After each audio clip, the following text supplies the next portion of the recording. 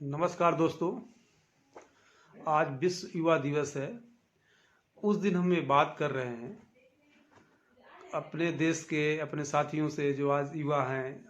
कुछ लोग नौकरी कर रहे हैं, कुछ लोग अभी नौकरी की तलाश में है या पढ़ाई कर रहे हैं। हो सकता है कि जब ये वीडियो अपलोड हो तो ये दिन के बाद हो, लेकिन जो ये आज विश्व युवा दिवस के दिन पे बात हो रही है। तो देखा गया कि जो फाइनेंशियल क्षेत्र में जब इन्वेस्टमेंट की बात आती है तो कई बाधाएं हैं। उन बाधाओं को हम लोग पार नहीं कर पाते हैं। जो आज अवसर है अपने देश में कि आने वाले 20-25 साल, जैसा कि अमृत काल कहा गया है, इस दौरान बहुत सारे ऐसे अवसर हैं, बहुत ऐसी संसाधन है, बहुत सूचनाएं हैं जिसका ये युवा लाभ उठा सकते हैं। तो पहली एक तो उनमें जो बाधा है वो है आदत की। ऐसा देखा गया है कि सेविंग की जो एक आदत थी, भारत की एक मजबूती रही है। बहुत सारे भारत में अकाल पड़े, युद्ध हुए, बहुत घटनाएं घटी, देश गुलाम रहा। उस दौरान भी ऐसा देखा गया कि जब भी देश को जरूरत पड़ी तो लोगों ने अपनी सेविंग से पैसा निकाल करके देश की मदद की। लेकिन ऐसा ये आदत में देखा जा रहा है कि हमारी जो सेविंग की आदत है वो कम हो रही है, खासकर युवाओं में। और वो जो भी पैसा उनको पॉकेट मनी के लिए मिलता है, कभी उसमें ये नहीं सोच पाते कि 100, 200, 500 कुछ भी रुपए, आदत की बात है। अमाउंट उसमें मायने नहीं रखता है, मायने आदत रखती है। तो आपने उससे कभी ऐसा नहीं देखने को मिलता है कि उसने कुछ पैसे बचा लिए। कुछ बच्चे बचाते भी हैं। जैसे हम लोगों के बचपन में एक गुल्लक होता था जो पिगी बैंक के नाम से प्रसिद्ध है, तो उसमें कुछ पैसे डालते रहते और जो पेरेंट्स हैं वो प्रमोट करने के लिए अपनी तरफ से भी कुछ डालते रहते। हो सकता है कि आज के पेरेंट्स भी ये ध्यान न देते हों। तो एक तो सेविंग की आदत नहीं है। और यदि सेविंग की आदत, आज जो अवसर है, यदि सेविंग की किसी बच्चों की आदत है तो बहुत सारे जो अपॉर्चुनिटी हैं, इन्वेस्टमेंट के प्लान हैं कि वो जो है चिल्ड्रन गिफ्ट प्लान आते हैं या चिल्ड्रन बच्चों के नाम से भी इन्वेस्टमेंट किया जा सकता है। तो पेरेंट्स करते हैं, कुछ पेरेंट्स कुछ नहीं करते। लेकिन यदि बच्चे यदि समझदार हो गए हैं, 18 साल से ऊपर हैं, ग्रेजुएशन कर रहे हैं, यदि वो आदत डाल लें कि हम कुछ भी अमाउंट जो हम सेविंग करते हैं उसको हम इन्वेस्टमेंट करेंगे। वो क्या इन्वेस्टमेंट करेंगे, कितने अमाउंट करते हैं, मायने नहीं रखता। लेकिन यदि आदत बन गई तो जब आपको जॉब मिलेगी, नौकरी मिलेगी, तो उसके बाद आप उसको तब तक समझ चुके होंगे।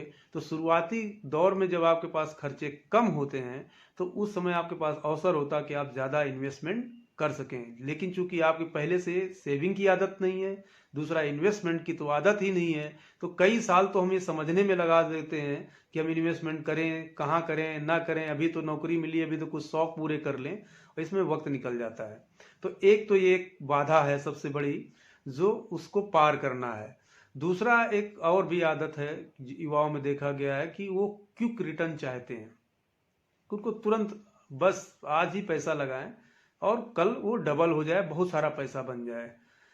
और जबकि कोई भी रिटर्न आपकी लाइफ के साथ चलेगा, ये तुरंत रिटर्न चाहने की वजह से वो ऐसे से एसेट क्लास ढूंढते रहते हैं।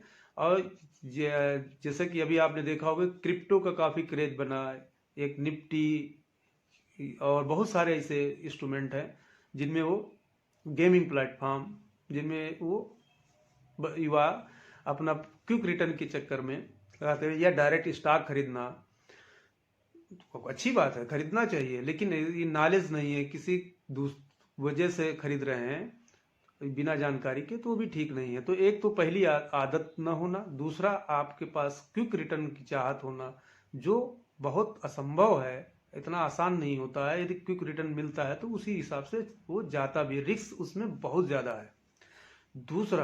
तीसरा है कि सुन करके इन्वेस्टमेंट करना। मतलब किसी दोस्त ने कुछ किया, आप जैसे आप एफएनओ देखो कितना पॉपुलर हुआ, सब नए लोग कर रहे हैं, ज्यादातर लूजर हैं, सेबी की रिपोर्ट है। लेकिन वो किसी दोस्त ने यदि उसमें कुछ 2, 4, 5 हज़ार रुपए, 10 हज़ार कमा लिया, या उसने ऐसी कभी बाई लक, या उसकी जो यह कहते हैं कि तुक्का तुक्का लग गया, तो वो फिर अपने दोस्तों को बताएगा, दूसरा दोस्त भी उसमें लग जाएगा। सबकी रिस्क जो एपिटी अलग है, रिस्क प्रोफाइल अलग है, समझ अलग है, बिहेवियर अलग है। ये सारी चीज़ों को ना ध्यान में रख करके दोस्त ने जैसा किया वैसा भी करने लगते हैं, वो अपना पैसा लूज कर देते हैं। तो एक तो तीसरी बात हो गई कि आप सुन करके या जो इन्वेस्टमेंट करना, बिना जाने बूझे इन्वेस्टमेंट करना, एक ये पहली आदत न होना सेविंग की। दूसरा क्विक रिटर्न। तीसरा सुन करके इन्वेस्टमेंट करना, बिना जाने बूझे इन्वेस्ट करना। चौथा ओवर कॉन्फिडेंस। ये भी एक बड़ी बाधा है। देखा गया कि इन्वेस्टमेंट में ये जितने भी फंड 20-25 साल पुराने हैं उनमें भी देखा है बहुत कम निवेशक हैं। अब जो इन्वेस्टमेंट की जो थ्योरी आ गई, वो एक साल के अंदर बहुत सारे लोग रिडम्पशन करते हैं, इधर स्विच करते हैं, दूसरा या ये स्टॉक खरीदेंगे। अब उस स्टॉक के बारे में उनको पता ही नहीं है, ना उसकी कंपनी के बारे में पता है। बस केवल है कि एक बार यदि कहीं उन्होंने पैसा लगाया और उसमें 2-4 हजार रुपए का प्रॉफिट हो गया तो इसके बाद वो उनको ज्ञान प्राप्त हो जाता है। इसको कहते हैं ओवर कॉन्फिडेंस। और ओवर कॉन्फिडेंस में आकर के वो अपना बहुत सारा इन्वेस्टमेंट करते हैं और फिर उसके बाद लॉस करते हैं। और लॉस करने के बाद समय भी उनका निकल जाता है और मायूस होकर के जो एक अवसर था बाजार में उसको भी खो देते हैं। तो ये कहीं भी आप इन्वेस्टमेंट करें, सावधानी पूर्वक करें, ओवर कॉन्फिडेंस में नहीं। तो 4 इन बाधाओं को युवाओं को पार करना है। ये बहुत अच्छा समय है उनके समय में। ये हम लोगों के ये जब यूथ थे उस समय, ये हमारे लोगों के समय में ये नहीं थे। बहुत सारे इंस्ट्रूमेंट नहीं थे, बहुत सारी जानकारियां नहीं थी। आपके पास अपार है जानकारियों को, लेकिन जानकारियों का भंडार है, लेकिन उनको फिल्टर करना आना चाहिए कि कौन जानकारी आपके लिए सही है, कौन जानकारी सही नहीं है। ये फिल्टर करना सीखें और इन 4 बाधाओं से पार करके एक अच्छे जो निवेशक बने, खूब वेल्थ कमाएं।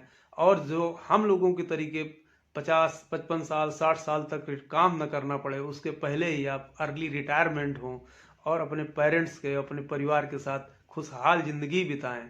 ये 4 बाधाओं को आप दूर करें। निश्चित इस देश में ये हमारा ही काल है, ये सदी भी भारत की है। इस सदी में भारत के युवाओं के लिए बहुत मौके हैं, बहुत इन्वेस्टमेंट करने के तरीके हैं। और उन तरीकों को समझ करके, अपनी रिस्क को समझ करके, धैर्य से और समझ से, किसी की सलाह से आप इन्वेस्टमेंट करें और डटे रहें। जरूर पैसा बनेगा। धन्यवाद दोस्तों।